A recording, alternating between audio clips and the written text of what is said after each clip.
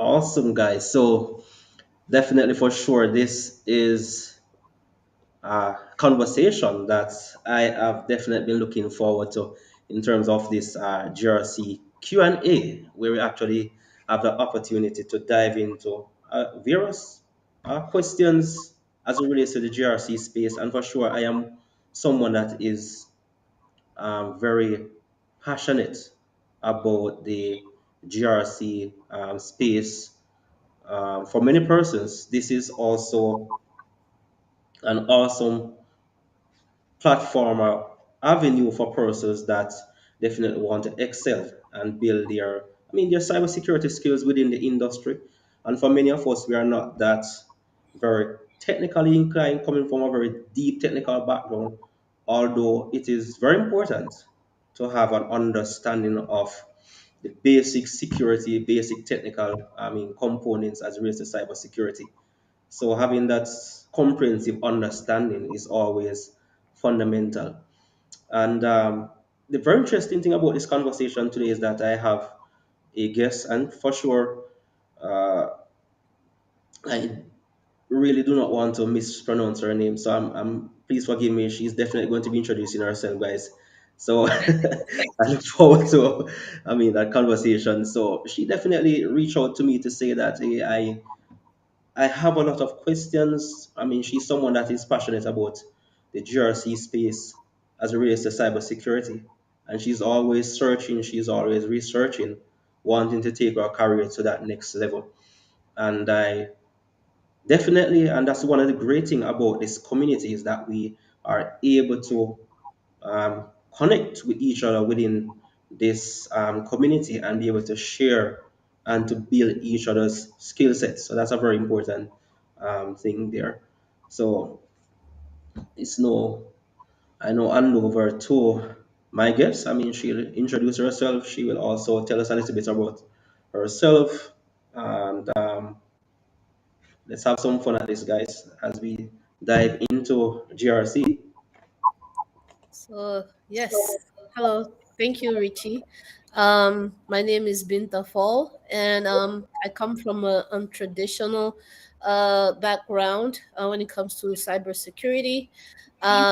So I was also always interested in cybersecurity, but I did not really have the technical background, which is why I chose the GRC path.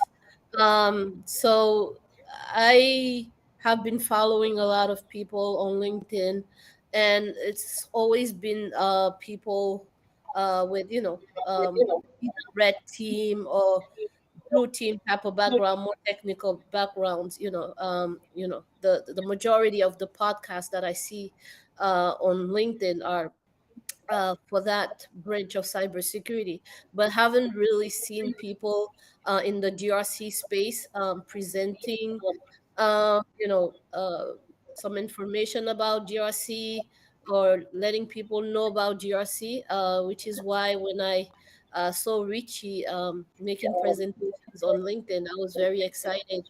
And I felt that, I wanted to really be a part of it as someone who hasn't been in the field for that long, not only learning but also sharing my opinion when it comes to what people are experiencing, who are just getting into the GRC space. So, like I said, and like Ricky said, I'm very excited about the field.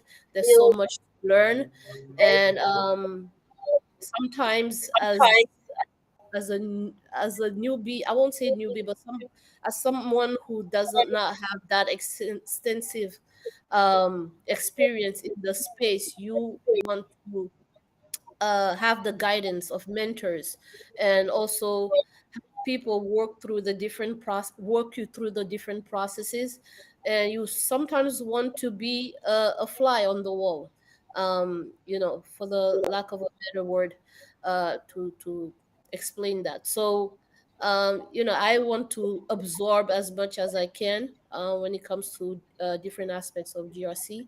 But today I'm here to turn the tables a little bit on the cyber JA podcast show by interviewing our host, Richie, and asking him a few questions, about his background, about his interest in GRC, and hopefully giving us some hope as well as some idea about what we can do, what steps we can take to get into the space.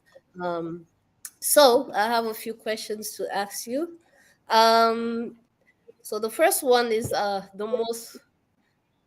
the most famous interview question. So tell me about yourself and your professional background, and how did you get into the compliance field, and why? Okay, great. Awesome. Great question. Um, well, first of all, my name is Richie Perry, and my journey started way back as a computer lab technician. I mean, computer lab technician at the college that I attended at that particular point in time. And during that time, I was someone that was quite, what would you say, very inquisitive to learn. I mean, for choice of a better word. And I definitely took that time. I mean, I immersed myself in a lot of technology and I mean tasks which led to me developing my skills in networking. I mean, systems administration, network administration. So with those skills, I was able to pivot into various job roles. And of course, this interest started way back. I mean, going back as far as, I mean, high school, looking at, I was someone that was always interested in the technical areas. I mean, architecture, I mean, leaving there, making my decision for college, university. I applied to go into architecture at that point in time, and then, applied for two universities, and the one for architecture never responded in time, and that is why I actually found myself in the field of IT, which I guess that's all. I mean, life is in terms of at times we plan for certain paths, but that's possibly maybe not the avenue that we ought to go in terms of building our skills. So I was able to pivot into, I mean, as I was saying earlier, into the various job roles based on those experiences that I garnered, I mean, at the institution that I attended. I mean, I was able to work in various roles such as network administration, being a systems analyst. I mean, then I went on to working as an information systems manager. And at which point I started diving more into information security and then cybersecurity, because at that level, then I was now required to undertake far more tasks, far more responsibility. I mean, safeguarding the entire information systems. I mean, everything, I mean, from digital to paper, all the systems that were actually connected within those environments. So the funny thing about GRC is that I never knew what this was, I mean, formally until 2020. I mean, when the pandemic started, when I lost my job. So I had to find creative ways to make myself valuable to the marketplace. Right. So I had to um, reach out on LinkedIn, of course, to various leaders, following the trends, following the various podcasts, I mean, sessions that were happening, where I was, I mean, provided guidance, which has led to my love for the GRC space. So, in a nutshell, that's how it actually started. I mean, I was actually advised, why not look into GRC? Why not start to deep dive into these areas that can actually create an avenue? Based on the fact that at that point in time, there was a lot of, and it's still a lot very difficult, there's a lot of competition as it relates to the practical, I mean, the blue team, red team areas of the technical areas of cybersecurity, which has made it very, very competitive, meaning that organizations are seeking the best of the best as it relates to having those years of technical experience. So that's definitely one of the reasons why I've actually found myself in this year of GRC, which I know find very interesting, a very interesting era of, I mean, the cybersecurity space that definitely can be used as an avenue to add a lot of value to organizations. The key thing is that regardless of what plans, regardless of your cybersecurity program, the initiatives within the organization, unless you have that governance at the top to align all the plans, all the strategies within organization, having all the policies, the procedures, um, aligning with various compliance regulations, then for sure you will not have that level of success or effectiveness or efficiency as it relates to overall, operations within an organization. So that's about me in a nutshell. Yeah, that's great because I've seen a lot of people who had like a IT help desk background background. So they came from that and decided to switch into cybersecurity, but mainly in the technical side of cybersecurity, not compliance. It's impressive that only since 2020 you decided to get into compliance, and now you're giving out instructions on Udemy, and things like that. It seems like you've had 10, 15, or 20 years experience, so that's quite impressive. So my next question is, what is the definition of GRC for someone who doesn't know about it, and how can it be tailored to meet the specific needs of an organization? Okay, great. Yeah, great question.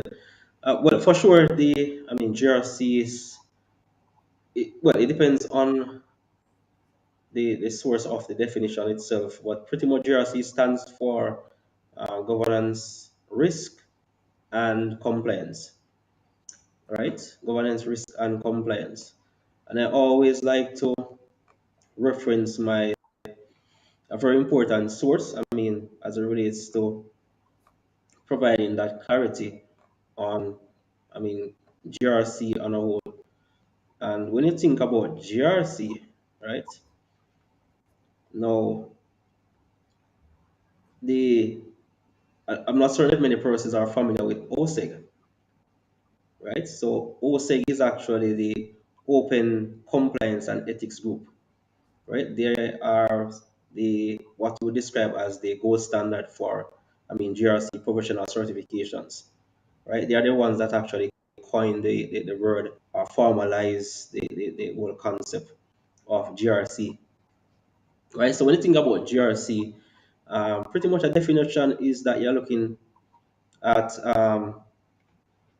what I would say the primary function or goal then of GRC is to see it as a framework that helps organizations, right? Pretty much to manage and align their governance, right? Their risk management and also the various compliance processes to achieve objectives effectively within an organization, right? So when you talk about governance, you're looking at things such as the processes and the structures in place to direct and manage an organization.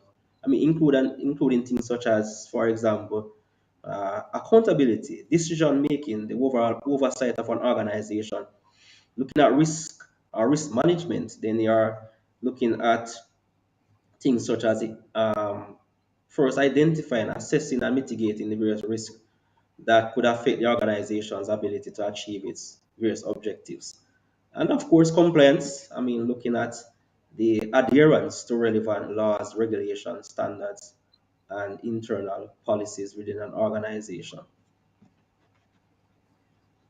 Yeah, that sounds great. Because it seems like GRC is kind of the foundation of a cybersecurity program. Like you cannot build a house without a foundation. So I think a lot of Mhm. people miss that aspect and think that okay, we'll just bring in a cybersecurity team to um, put in place firewalls and different things, but there's no um, really GRC compliance aspect of things to make sure that everything falls in place in the right way. So, like a foundation of a house, pretty much. So, my next question is, what are the key principles of an effective GRC program, and how can it be aligned with business objectives?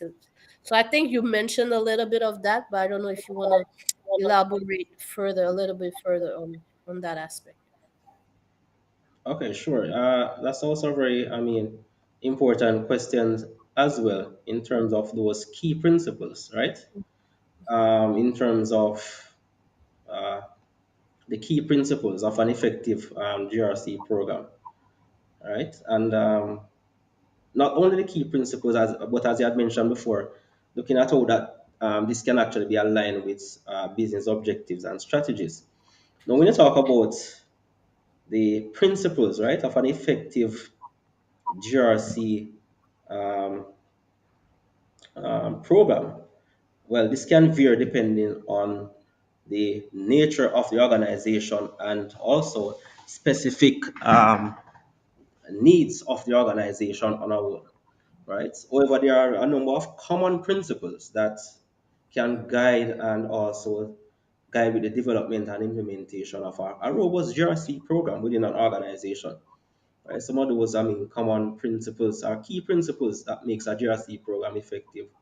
We are looking at things such as integration, right? You're talking about your integration, the alignment with strategy, the overall risk-based approach, accountability and responsibility, that proactive compliance, continuous monitoring and improvement, communication and training, right? All of these elements help to are key principles of an effective GRC program. When you talk about integration, then you're talking about, for example, well, GRC should be integrated into an organization overall business processes, right? Rather than treated as a separate silo. Because that's the main focus, to break down the silos in the organization whereby all departments, all teams are working together in line with the overall objectives of the organization, right? To mitigate and to minimize the levels of risk that are associated at an enterprise level within the organization, right? And for sure, this should be also embedded within the overall decision making and planning aspect of the organization. And going back to alignment with strategy, right? So your GRC should be aligned with the organization, your business and objectives, and also the various strategies, right? Another key element is the risk-based approach, right? And GRC should adapt a risk-based approach, focusing your efforts and resources on the most significant risk to the organization. And this involves things such as identifying and assessing your risk. Going back to those again, prioritizing accountability and responsibility. Right, this is where you would, and so often in organization, roles are not properly defined responsibilities. Right, so GRC, one of those key elements is clearly defining the roles, the responsibilities, right, and accountability for GRC throughout the organization. Assigning things such as ownership of risk, establishing oversight mechanisms, right? There's so much as it relates to that aspect. Continuous monitoring and improvement. That's also very effective towards, a GRC program on a whole. So you might develop a GRC program, just like a cybersecurity program, and you put that in place. But unless you have that continuous monitoring to ensure that there's improvement, continuous improvement, then you definitely, um, your program or initiative will not be as effective as possible. And for sure, there are so many other things that I want to get into, but no doubt you have many more questions. Yes, yes. I like the fact that you mentioned at the beginning integration, that it's important to combine GRC with other teams in an organization so that they can work together to better secure an organization. Sometimes you hear about business continuity without really talking about the GRC space, because business continuity focuses on recovery after something happens, and reestablishing the business after something happens. But before focusing on how to fix things when something does happen, let's focus on preventing those things from happening. by doing risk management and continuous monitoring and things like that. So I think it's an important point to keep in mind. So I remember hearing you in one of your podcasts saying that even though compliance or GRC is under the umbrella of cybersecurity, um, compliance and security are two different things. So can you further elaborate on that? You stated that compliance is ensuring that a company is following frameworks and standards. For example, just because the company is compliant with PCI DSS, HIPAA, or GDPR, for instance, it does not mean that they are secure. So, can you further elaborate the difference between uh, compliance and security? Really great, awesome question. And so many times persons um, somewhat, get these confused, and at times person might ask, is there really a difference? They somewhat sound like the same thing, but definitely there are two different, concepts. So for sure, just elaborate on that fact is that compliance with standards, right? Such as you have mentioned, PCI or GDPR, right? Pretty much when you talk about all of these, such as the data protection regulation, it's important for ensuring the protection of sensitive data and meeting regulatory requirements, right? However, that's on the security side. But when you talk about compliance, compliance alone does not guarantee complete security of an organization. And you might ask why, right? And the reason is that, for example, minimum requirements, for example, minimum requirements, compliance standards typically define a set of minimum requirements that an organization must meet to be considered compliant. So look at it this way. For example, PCI. In other words, PCI, let's say you are processing a lot of payment card, various cards for processing, payment data, for example, a financial institution. As far as PCI is concerned and their standard, they really do not, you're not concerned with um, all the additional things that are happening within your organization. They are saying to you, this is our standard. If it is that you want to operate, a business that actually processes payment cards, we are saying to you, ensure that you have X, Y, and Z. We are not responsible. We really do not care about what risk you have in your organization or what computers or whatever your threat landscape is.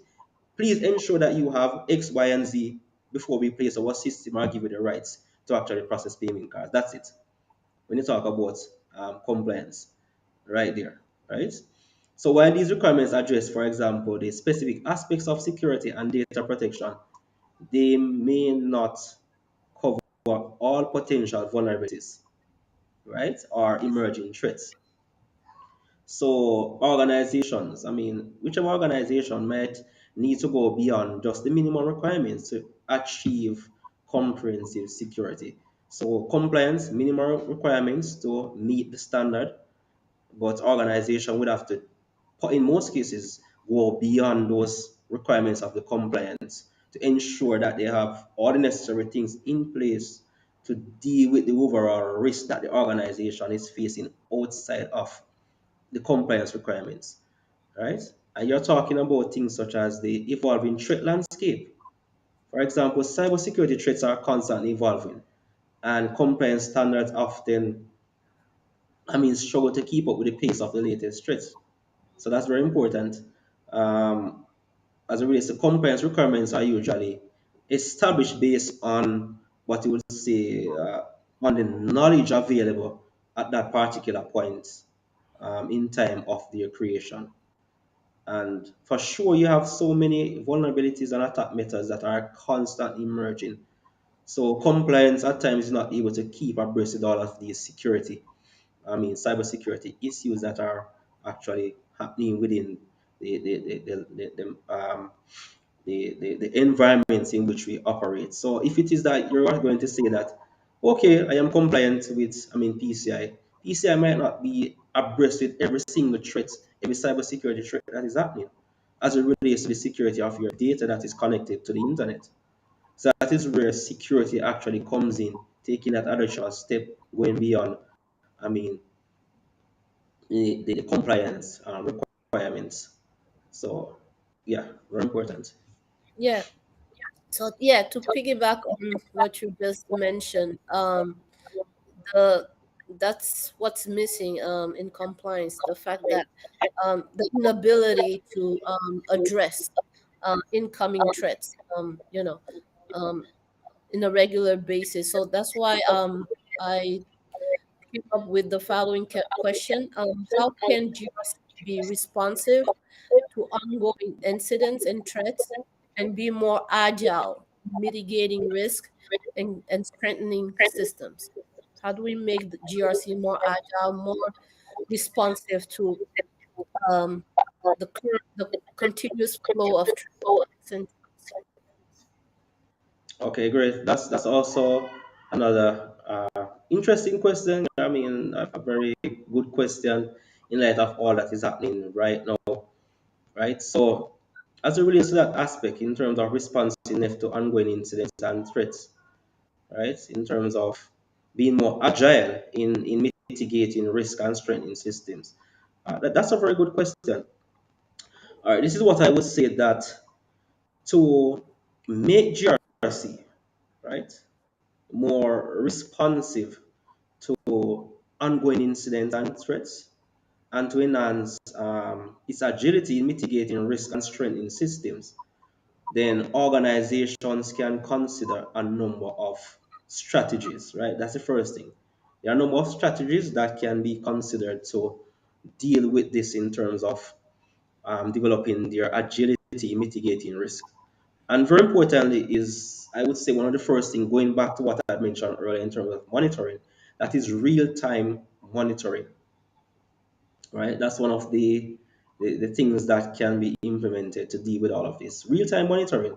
You want to implement real-time monitoring systems that are continuously tracking and analyzing relevant data to identify things such as potential incidents and possible threats promptly within an organization, right? I mean, putting in your necessary systems, your intrusion or intrusion prevention, right? So I always believe in constant monitoring. So by monitoring in real time, organizations can definitely detect and respond to incidents faster to minimize potential damage, right? So you also want to look into incident response planning, right? Talking about the agility, right? So when you, for example, develop regular and regularly update an incident response plan, in terms of the necessary steps taken in the event of a security incident or data breach, right? Then that plan would have clear roles. I mean, things such as your responsibilities and communication channels.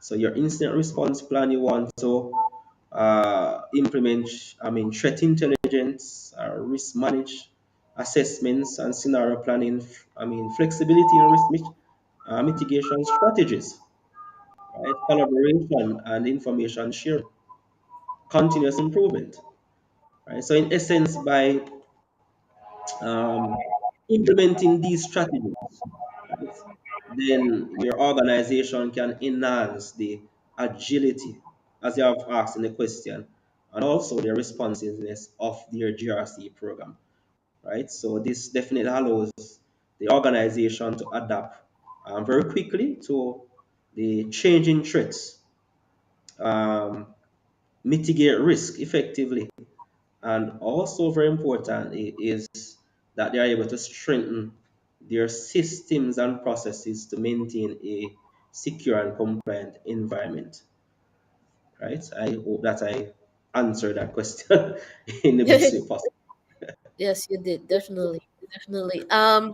So what are your greatest concerns for the GRC or compliance space in terms of employment opportunities when it comes to the advent of AI or the extensive focus on automation in the space? And what are the advantages and disadvantages of these tools and how does the human element supersede them? I know I have a lot of questions both into one full question, but yeah, what's your response to that? Wow, that's a that's let me see what's the best way to respond to this. I mean, the advent of AI. I mean, not to mention AI. The world is actually being revolutionized right now. We had the Bronze Age, the Gold Age, the Industrial Age, the Ice Age. Now we are actually, I mean, I'm not certain if many of us were able to recall the days of the Jetsons. That back then was the possibly one of those cartoons that actually depicted a lot of the future. And many persons watching back then would say, "Oh no, that's just fantasy or just, I mean, weird imagination." But we're recognizing that a lot of these things that we saw then are actually happening within our organization today, within our environment today. We're actually in the what we call the age of AI, the age of quantum computing, right? So we're talking about automation, robotics. And many times when you hear about all of these technologies, first thing that comes to mind is that humans will be obsolete and we will not have any more jobs, right? Put it this way, I always ask the question, who is greater, the created or the creator? That's what I always ask. Who is greater, the created or the creator? So we are the ones who implement, we are the ones who create AI, we are the ones who create robotics, we are the ones who create all of these things. Which simply means that if these technologies are advancing and these things are actually making some of our jobs redundant, it simply means that we have to retool, relearn, and to ensure that we are at the place to maintain, to program, to work with, to feed information into with all these various technologies that exist in order for us to keep abreast, in order for us not to be out of the cycle of what is happening, right? So, um, what I would say is that um, as it relates to constraints for, I mean, some of the most important things coming out of this, in terms of the greatest concern for GRC are compliance space, right? In terms of employment opportunities, when it comes on to the advent of AI, right? Is a concern for employment opportunities, as I was saying before, job displacement, right? The increased use of AI, automation, all of these things will reduce the amount of manpower, man effort.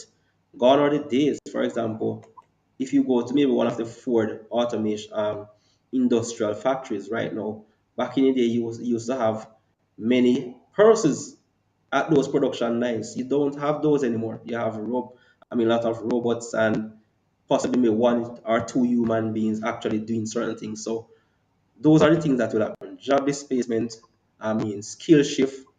You will have to relearn, retool to keep abreast of what is happening. As a relates to, in all of this, there's also some amount of, advantages, right? Greater efficiency. We cannot rule that out. Greater accuracy. Output, throughput. Reduction in time, turnover, production costs, all of these things. So there is always a good side, a bad side, if you want to look at it from that perspective. But in all of this, there's always room for creativity in terms of how it is that we um, look on these various, situations that exist. All right. So, scalability, cost savings, right? For sure. On the flip side, there's a lack of, when it comes down to AI and automation tools in GRC, right? There's a lack of possibly, contextual understanding or limited adaptability, right? So, those are some of the various areas you're talking about. The human element in GRC, right? Judgment and decision making, ethical and moral considerations. Those are some of the things. AI does not have ethical and moral consideration. Communication and relationship building, AI automation, these things are not humans, they do not have emotions. So, all of these elements. So, pretty much while AI and automation or automating bring advantages such as and the efficiency and enhance risk. The human element remains critical in GRC, I would say, very critical, right? The judgment, the adaptability, context, and understanding, the ethical considerations, all of these things, are still required. From a human perspective. Great, great, great. So, someone who has listened to your podcast, not just this one, but previous one, may be so excited to join the GRC's field, get into compliance. So, what pathway would you recommend as clear guidance for someone who wants to get into the field or switching careers into this field so that they don't make mistakes of wasting time and are focused on skills and certifications that are indispensable to the job and are wasting time learning something that will be of no benefit. So, oftentimes on LinkedIn we see posts, of people talking about a certain certification program, training program. Like, how can people remain focused on a clear pathway to learning about what's necessary for them to be a GRC professional? Okay, that's also a very good question. Well, I always say there is, I really do not like to give advice in terms of saying here is an exact path. Because the thing is that depending on the environment, what is currently happening within the environment, within the industries, things change, things are evolving at a rapid pace. So I might say to you today, do X, do Y, do Z, and within 2, 3, 4 weeks' time, all of that is totally changed. What do you do at that point in time? So I would say it's about adaptability, looking at what is currently happening within the space. Many years ago, persons never talked about privacy and GDPR, PCI. But here we have all of these dealing with today. There are so many cases of, I mean, breaches, all of these things happening. And with the advent of these things happening, new opportunities, new job roles are actually being created. So as it relates to um, the GRC in terms of a guideline, I would say align yourself with persons who are actually in the space. If it is that you want to get into GRC, network, connect, find out what it is that persons are doing in terms of their job roles, their job responsibilities. Look at all of those, job descriptions. Well, at times these job descriptions for sure are not realistic, but at least you would have an idea as to some of the areas. Um, Reach out to persons.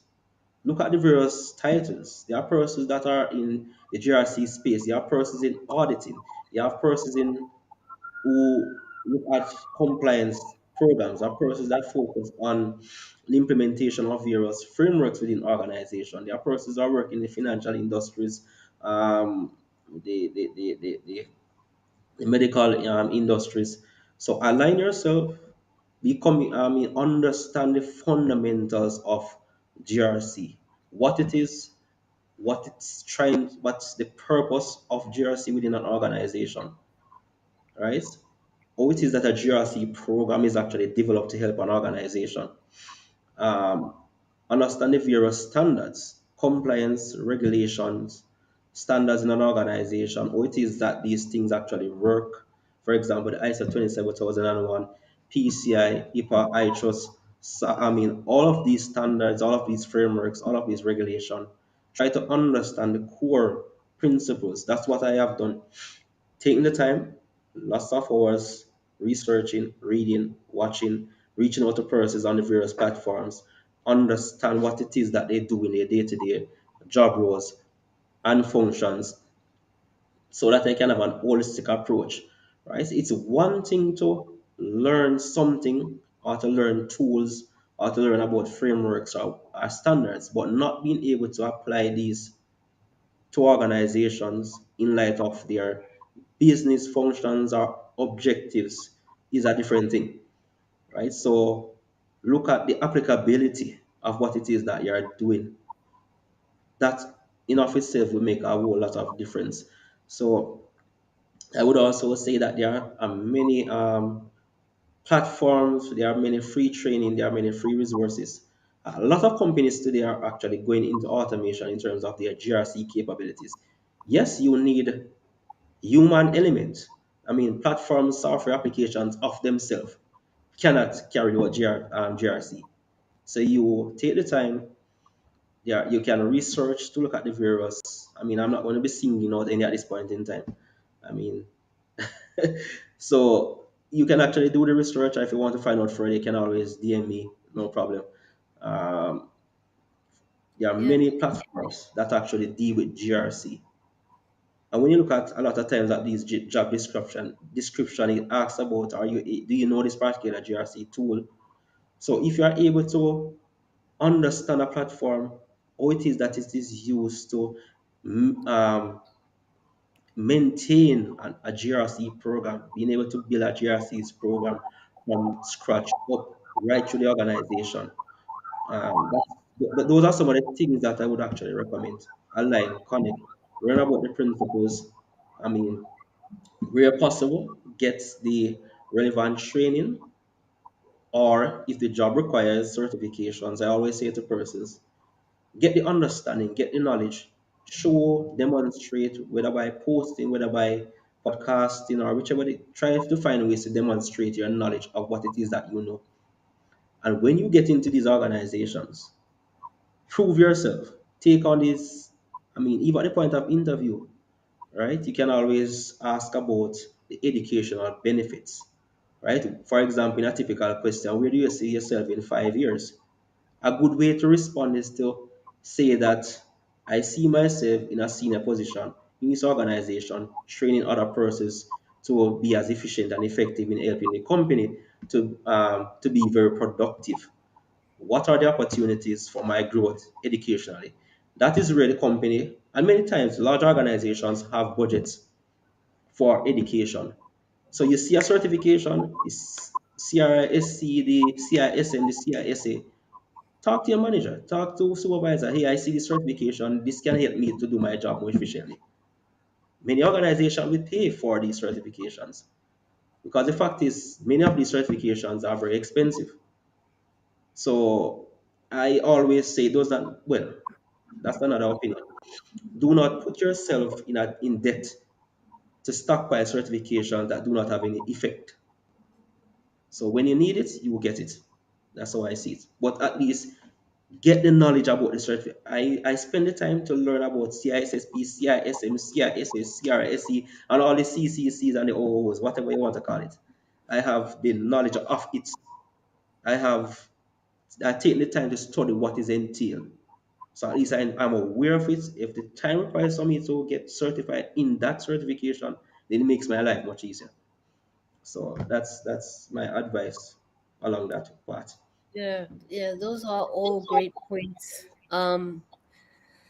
Definitely, and I would like to talk about, your Udemy academy is definitely a great way to get some practical experience when you really want to get your hands on experience. Sign up for those programs on Udemy. They're very cheap, and you'll be able to see firsthand what a GRC professional does, and you can build your skills based on that. You can watch a video of Richia and follow along with him and setting up your own program, GRC program. So I would like to thank you for inviting me and being open to having me interview you.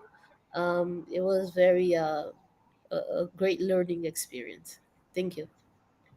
Great, definitely, and I definitely enjoy the conversation. I mean, I appreciate the fact that you actually flipped the script on me. So I really enjoy the conversation and the fact that we were able to, I mean, gain insights from each other. As I always said before, it's all about the community helping, building each other to grow, to take our careers to the next level, right? Each Yes. one, I think it was what's his name again?